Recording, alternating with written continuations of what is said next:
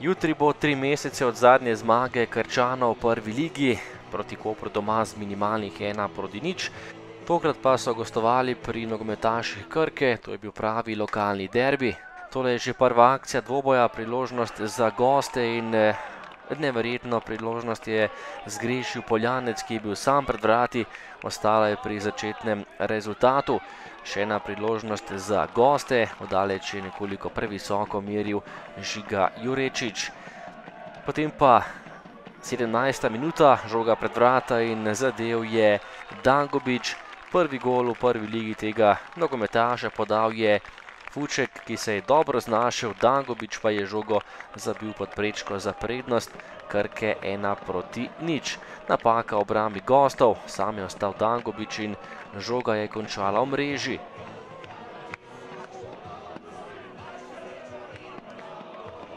Do konca prvega polčasa še ena obetavna akcija za Novomeščane, tokrat je meril Denis Mojstrović, podal je Fuček, Mojstrović pa dobro, ampak Zalokar je strel ubranil, potem pa še dvakrat Velbek, velika priložnost za Krko, ostalo je pri prednosti iz 17. minute. Drugi polčas in prvi napad za domače, velika priložnost Dangubića, Zalokar je žogo odbil v kot. Še ena lepa priložnost za Krko, do žoge je prišel Fuček in bil sam pred vrati, podajal, na koncu še streljal, Velbek pa je zadnji igral žogo in le-ta je končala v golavtu za vratarja Zalokarja. Tudi Krško je potem napadal za izenačenje, prava bomba vdaleč je bila to, poskušal je Poljanec, nova akcija za Krško, podal je Jakolič, z glavo je meril Volariča, tokrat točno v naročje domačega vratarja. Potem pa še zadnja minuta tekme in sodniški podaljšek, proti napad za Krko, proti napad 3:2, priključil se je Velbek, podal na drugo vratnico, kjer je žogo v mrežo pospremil Enes Novinič in povišal prednost na 2:0. Tekma je bila odločena, Krka je dosegla pomembne 3 točke proti ekipi Krškega, to je bil pravi lokalni derbi, lep obisk in lepa tekma v tem nedeljskem popoldnevu v Novem mestu, na koncu Krka Krško 2:0. To je bila Krkina zmaga po 3 tekmah brez zmagoslavja, medtem ko Krško že dolge 3 mesece čaka na zmago v prvi slovenski ligi.